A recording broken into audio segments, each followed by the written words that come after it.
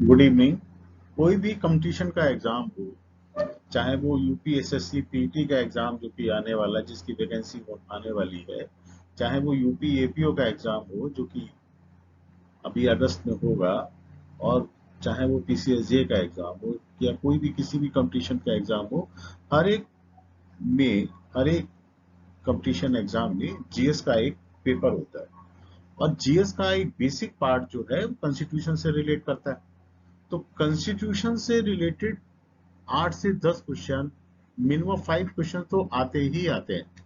तो 8 से 10 क्वेश्चन या 5 से लेके 10 के बीच के क्वेश्चन जो है कॉन्स्टिट्यूशन का एक पार्ट है, उससे जनरेट होते हैं।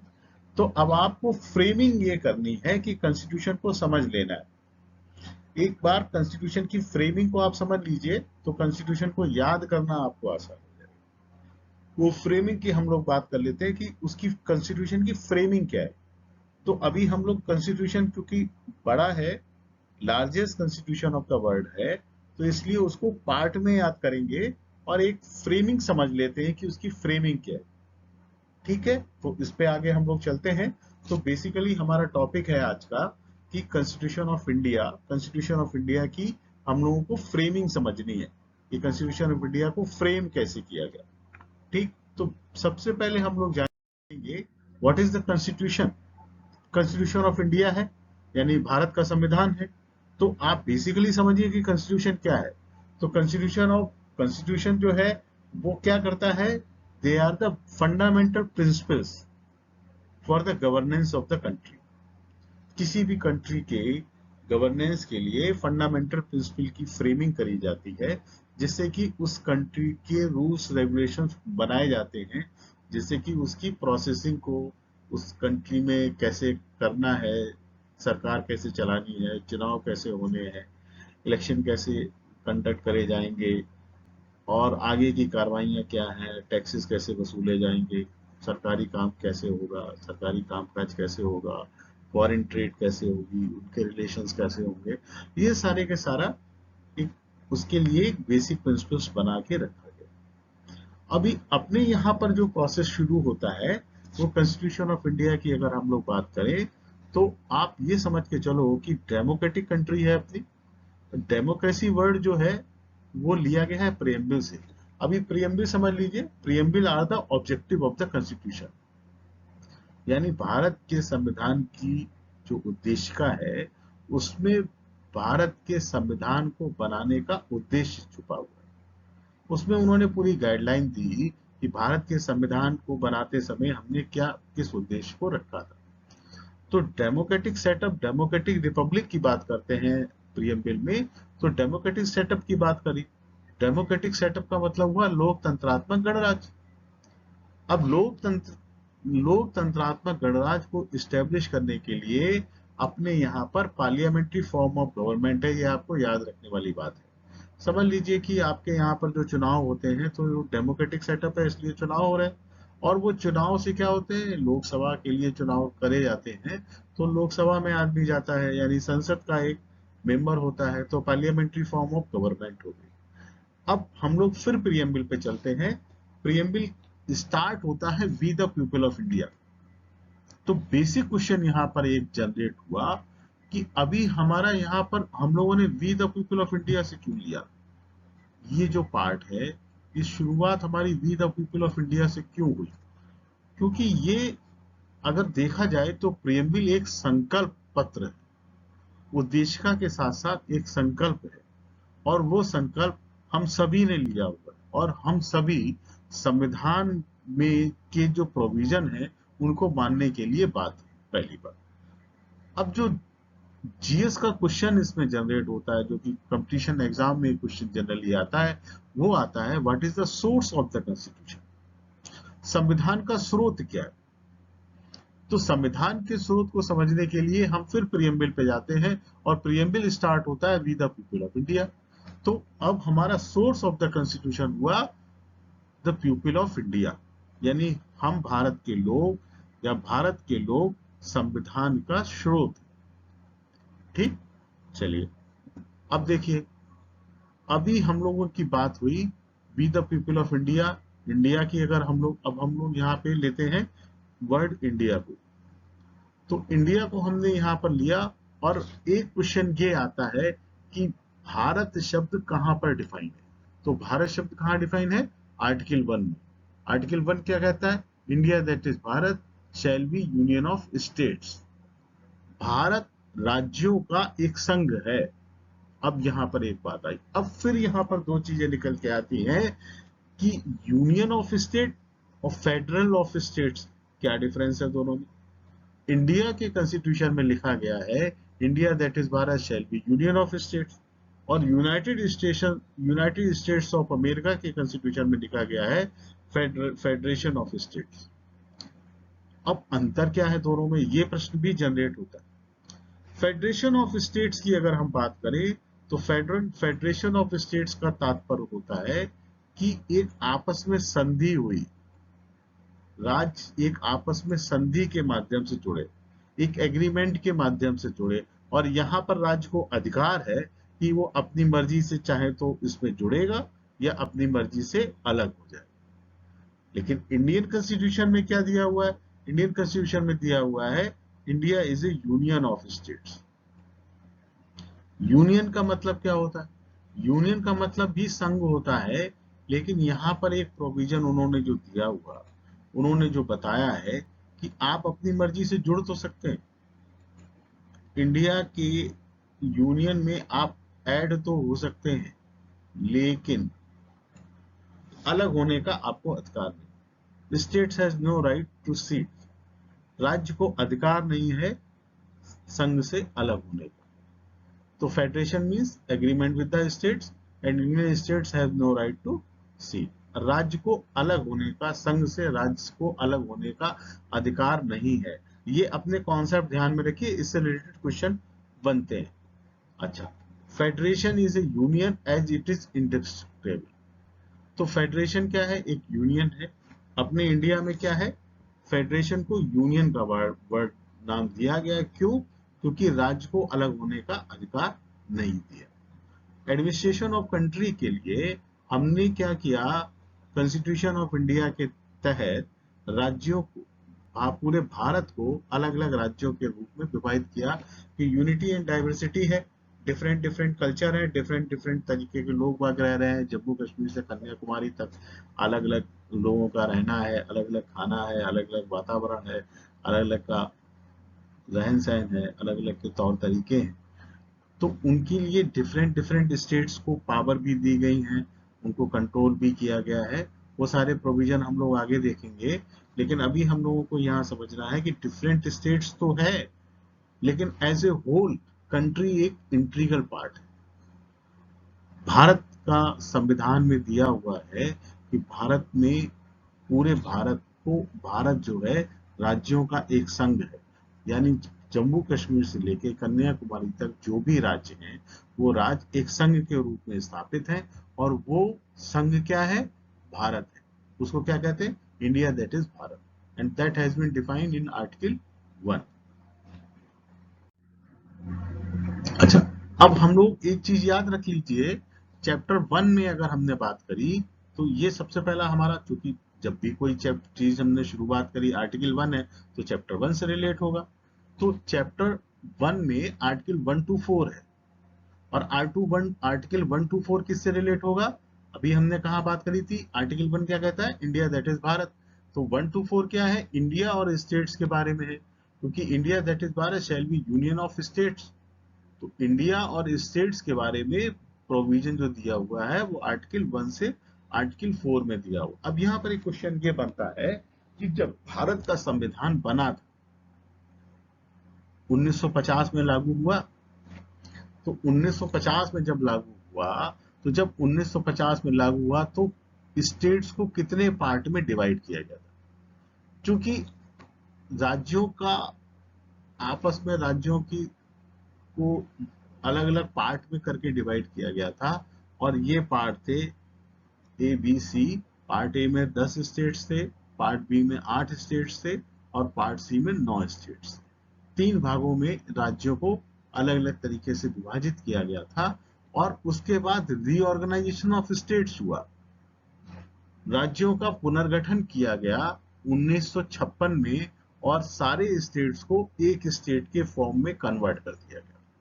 राज्यों को अलग अलग उनके जो अलग अलग प्रोविजन थे, अलग अलग जो चीजें थी, अलग अलग उनकी जो बातें थी, उन सबको रीऑर्गेनाइज करके एक स्टेट के फॉर्म में कन्वर्ट कर दिया गया। इस समय इंडिया में कितने स्टेट्स हैं?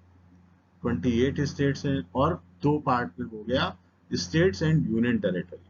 तो states and union territory 28 states और 7 यूनियन टेरिटरी। ठीक। अच्छा, अब एक यहाँ पर बड़ा इंपॉर्टेंट क्वेश्चन आया कि अंग्रेजों ने अपने भारत पर राज किया, तो अधिकतर राज्य अंग्रेजों के शासन के अधीन थे। तो एक राज्य ऐसा था जो कि अंग्रेज जिस पर कि अंग्रेजों का शासन नहीं था, और उस राज्य की जनता ने या उस राज्य ने अपनी स्वतंत्र इच्छा से भारत में शामिल होने की अपनी इच्छा जाहिर की, और वो भारत का एक राज्य है और भारत का एक अभिन्न हिस्सा। उस राज्य का नाम क्या है? ये सवाल बड़ा इंपॉर्टेंट है, जीएस के क्वेश्चंस में जनरली आ जाता है। उस राज्य का नाम है सिक्किम। दूसरा क्वेश्चन इससे रिलेट होता है कि सिक्किम भारत में कब एसोसिएट हुआ, भारत में कब जुड़ा?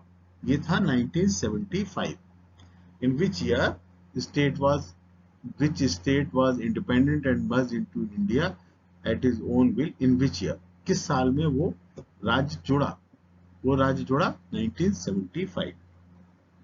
अच्छा, अब क्या बात करते हैं? अब एक बात ये करते हैं कि टेरिटरी ऑफ इंडिया कितने पार्ट की कितनी कैटेगरीज में एट प्रेजेंट, इस समय रीऑर्गेनाइजेशन ऑफ स्टेट्स के बाद टेरिटरी ऑफ इंडिया कितने पार्ट में डिवाइडेड है?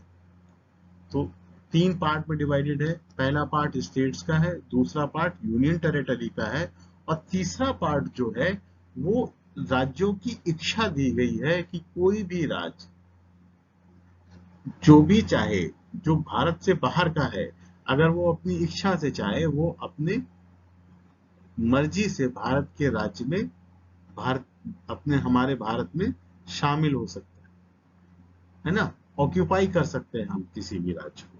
तो ये क्या है? This is the concept of sovereignty which has been evolve in constitution of India.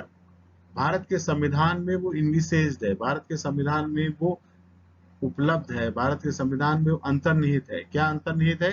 कि कोई भी राज्य जो कि भारत में नहीं है वो एक्वायर करी जा सकती है, वो भारत में शामिल की जा सकती है। अब ये तो आर्टिकल 2 की बात हो गई। अब आर्टिकल 3 पे चलते हैं। आर्टिकल 3 कहता है, अभी हमने क्या कहा, आपको ध्यान क्या रखना है, article 1 to 4 India and it's states के बारे में बात करी गई। ठीक। अभी यहाँ पर एक ध्यान रखने वाली बात और हो गई कि जो स्टेट्स हैं और यूनियन टेरिटरी है, ये कहाँ डिफाइन करी गई हैं? बड़ा इंपॉर्टेंट क्वेश्चन है। ये डिफाइन करी गई है शेड्यूल 1 में। अच्छा, अभी आगे बात करते हैं इसके संबंध में। अभी क्या है, आर्टिकल 3 कहता है क्रिएशन ऑफ न्यू स्टेट्स, तो नए राज्यों का क्रिएट करना, नए राज्यों का निर्माण करना। और नए राज्यों का निर्माण कैसे होगा? उसके एरिया को अल्टर कर देंगे, उसके एरिया को परिवर्तित कर देंगे। बड़ा राज्य है, बड़े राज्य में एडमिनिस्ट्रेशन में प्रॉब्लम होती है, तो उसे 2 पार्ट में कर दिया। ठीक। उसकी बाउंड्रीज को बड़ा या छोटा कर सकते हैं, उसके नेम को परिवर्तित किया जा सकता है, होता है अपने यहाँ पर। तो 2 तरीके से होता है। एक तो सेपरेशन के द्वारा होगा, तो separation of territory from any state, ये करा जा सकता है। तो सेपरेशन ऑफ, प्रश्न यहाँ पर ये उठा कि separation of territory from any state, इस प्रोसेस से कौन कौन से राज्य को निर्माण किया गया, किसी राज्य से कौन से राज्य का निर्माण किया गया, ये आप लोग ध्यान में रखिए। पहला था हरियाणा। हरियाणा जो है पंजाब का एक भाग है, तो पंजाब से हरियाणा अलग किया गया, तो हरियाणा एक स्टेट बना दी और पंजाब एक स्टेट बना दी। ऐसे ही गुजरात जो है बंबई से अलग किया गया, ऐसे उत्तराखंड को उत्तर प्रदेश से अलग किया गया, और छत्तीसगढ़ को मध्य प्रदेश से अलग किया गया। अब देखिए, यहां पर आता है दूसरा, बाय यूनाइटिंग टू और मोर स्टेट्स, दो या दो से अधिक स्टेट्स को यूनाइट करके भी हम बना सकते हैं। तो ये भी इंपॉर्टेंट चीज हो गई कि ये कहां से आया।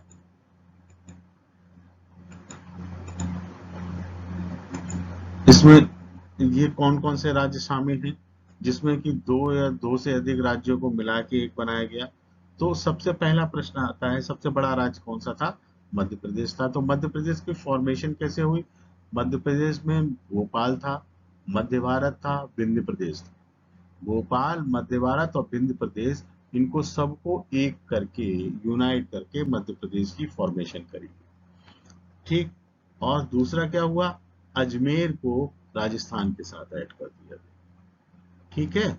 अब इसके साथ एक रिलेशन बात, एक क्वेश्चन और जनरेट होता है कि नई स्टेट का क्रिएशन अगर होगा, अल्टरेशन ऑफ एरियाज होंगे, बाउंड्रीज होंगे, name of the existing states को भी अगर हम चेंज करेंगे, तो भैया चेंज करेंगे तो कॉन्स्टिट्यूशन में अमेंडमेंट होगा। ये अमेंडमेंट कैसे होगा? तो इसका सिंपल आंसर है by way of simple majority. साधारण बहुमत के द्वारा नए राज्य का निर्माण किया जा सकता है, उसके एरिया को परिवर्तित किया जा सकता है, उसकी बाउंड्रीज को चेंज किया जा सकता है, उसके नाम को परिवर्तित किया जा सकता है। तो इस चीज को आप याद रखिए, और इसमें राज्यों की सहमति लेना आवश्यक नहीं है, क्योंकि यहाँ पर क्या दिया हुआ है? By way of simple majority, creation of new states and alteration of areas, boundaries और name of the existing states by way of simple majority। तो सिंपल मेजोरिटी के द्वारा हम नए स्टेट का निर्माण कर सकते हैं, उसके एरिया को बना सकते, चेंज कर सकते हैं, उसकी बाउंड्रीज को चेंज कर सकते हैं, उसके नेम को बदल सकते हैं। ठीक है। तो bye way of simple majority. अब ये अमेंडमेंट कहाँ कहाँ पे होंगे? अमेंडमेंट होगा इसमें शेड्यूल 1 में और शेड्यूल 4 में। तो शेड्यूल 1 में हम लोगों ने जान लिया कि शेड्यूल 1 में हमारी स्टेट और यूनियन टेरिटरी के बारे में बात करेगी। शेड्यूल 4 में क्या है? शेड्यूल 4 में एलोकेशन ऑफ सीट्स है।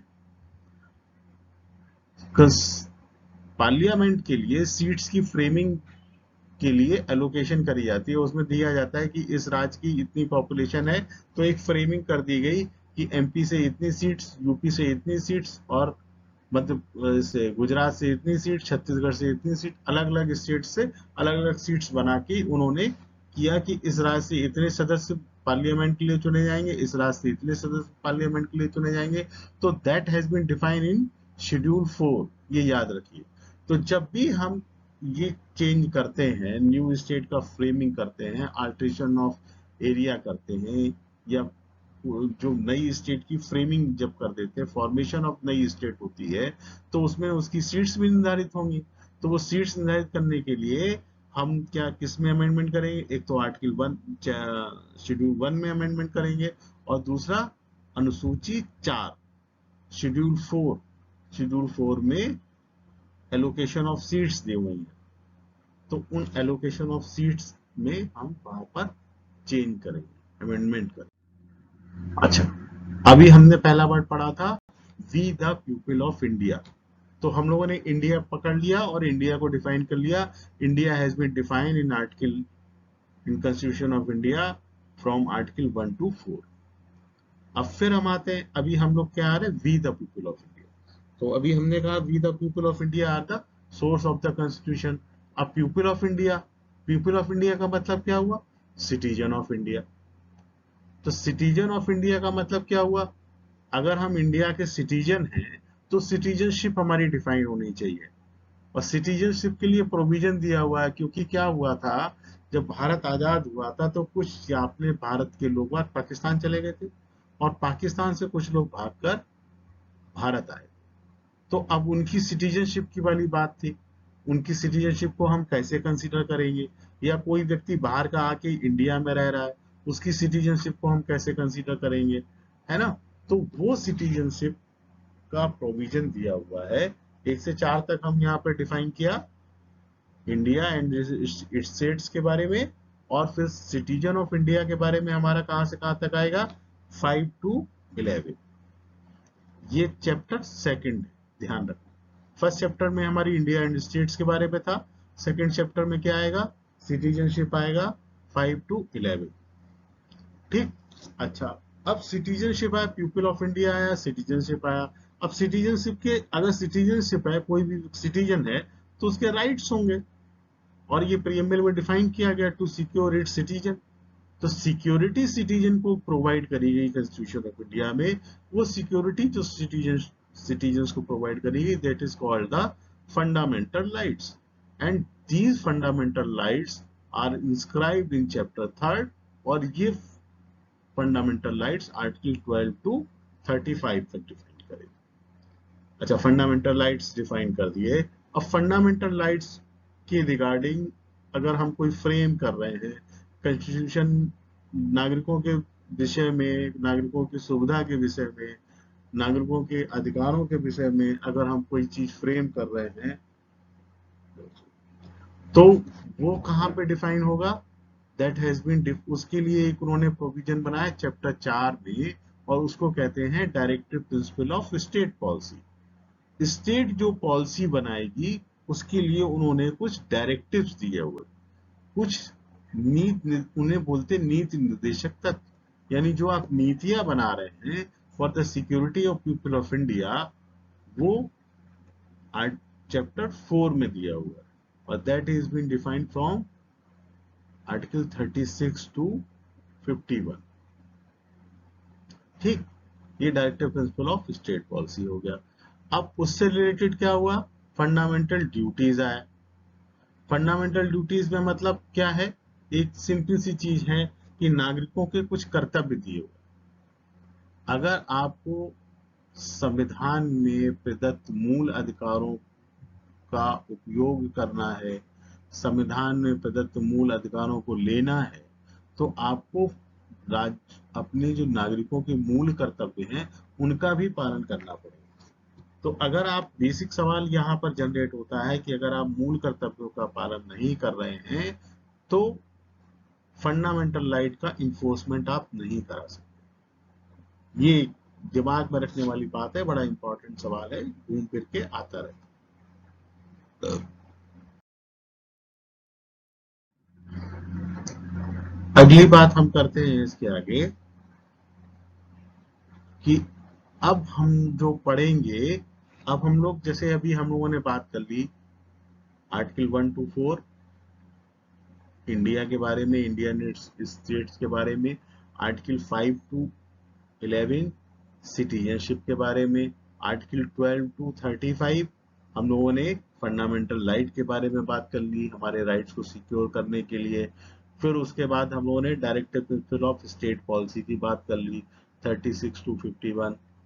51 के बाद फिर हम लोगों ने बात कर लिया फंडामेंटल ड्यूटीज की, जो हमारे नागरिकों के जो कर्तव्य हैं उसके बारे में बात कर ली। अब हम उस चीज पर चलेंगे कि कॉन्स्टिट्यूशन ऑफ इंडिया में आगे प्रोसीडिंग क्या दी हुई है, सरकार चलती कैसे।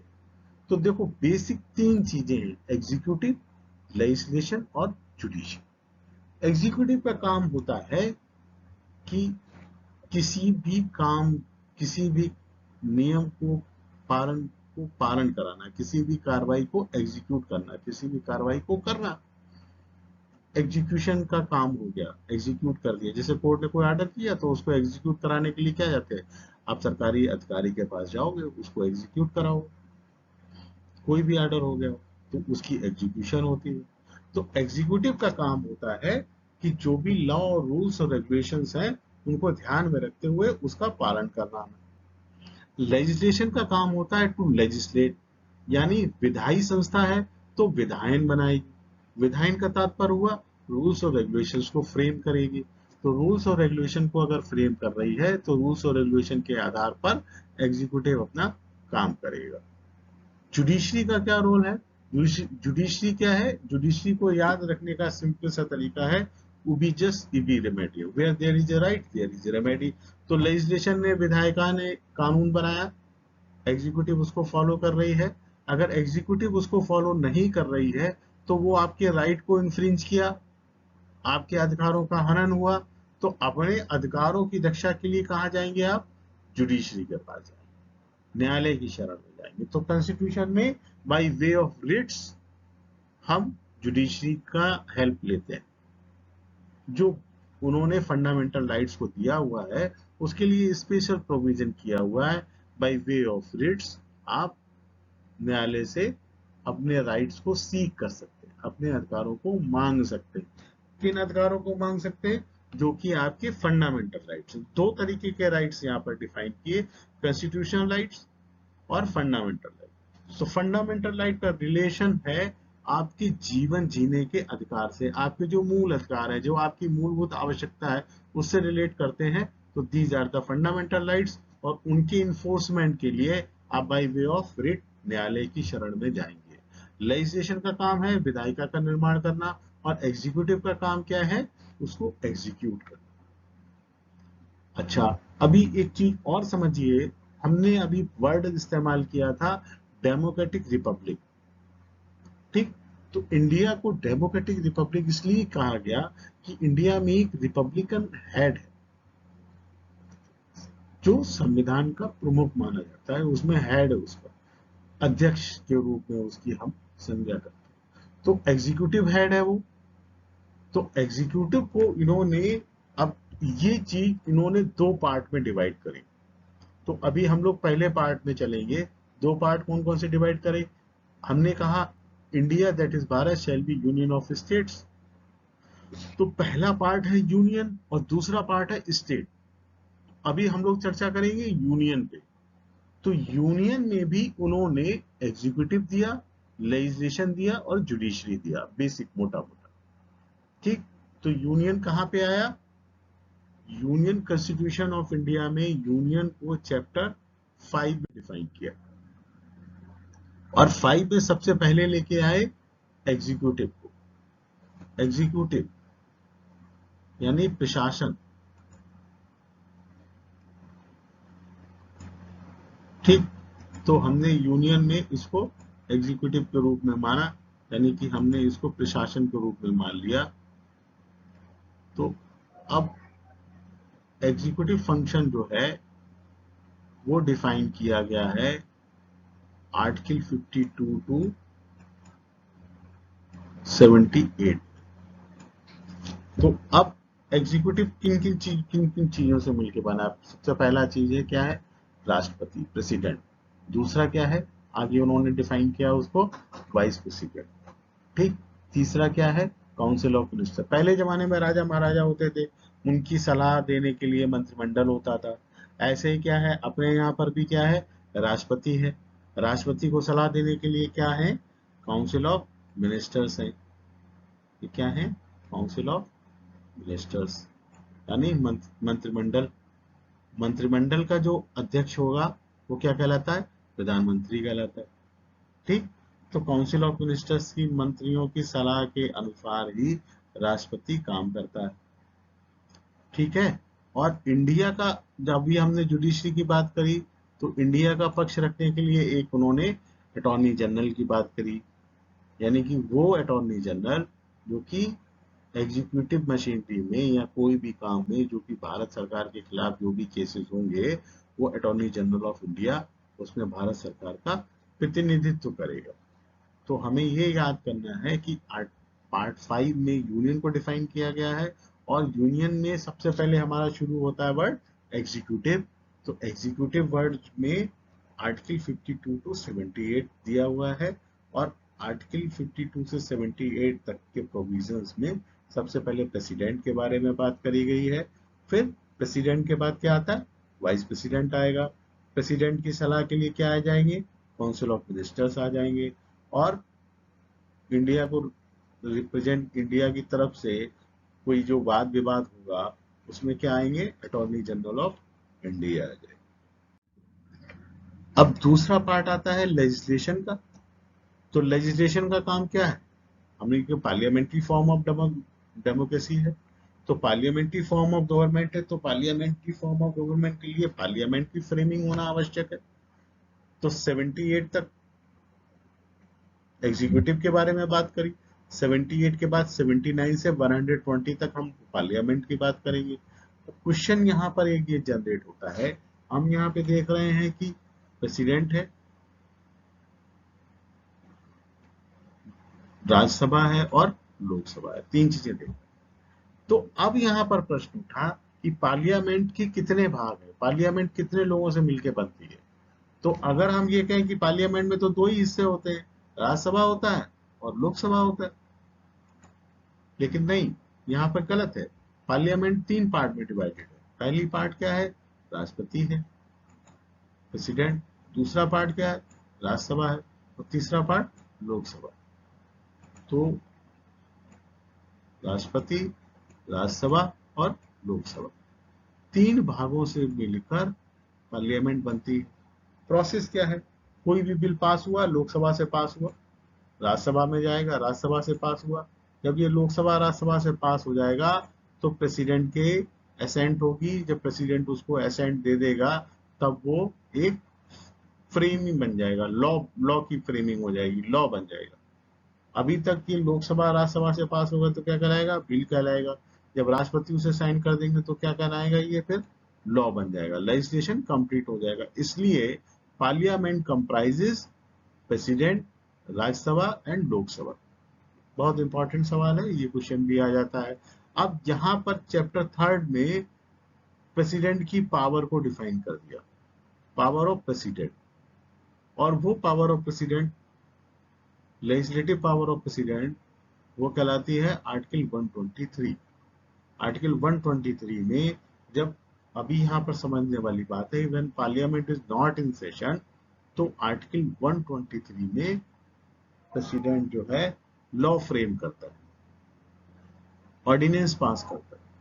और वो ऑर्डिनेंस तब तक प्रभावी रहता है जब तक कि पार्लियामेंट का गठन नहीं हो जाता। जब तक, जैसे मान लीजिए पार्लियामेंट का समय, लोकसभा का विघटन हो गया, लोकसभा सेशन में नहीं है, राज्यसभा तो स्थायी सदन है, राज्यसभा का विघटन नहीं होता।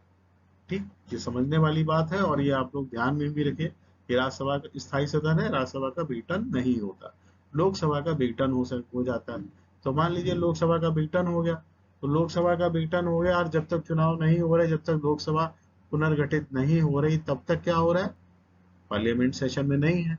और कुछ ऐसी नेसेसिटी आ गई, तो जब नेसेसिटी आ गई तो उस नेसेसिटी में प्रेसिडेंट को रूल फ्रेम करने की जरूरत पड़ गई, तो उसको कहते हैं ordinance making power of the president. ठीक, अच्छा, अब एक बात और समझिए, अभी हम फंडामेंटल राइट पे जब पढ़ेंगे तो हम फंडामेंटल राइट में आएंगे आर्टिकल 13, और आर्टिकल 13 में पावर ऑफ जुडिशियल रिव्यू दी हुई है।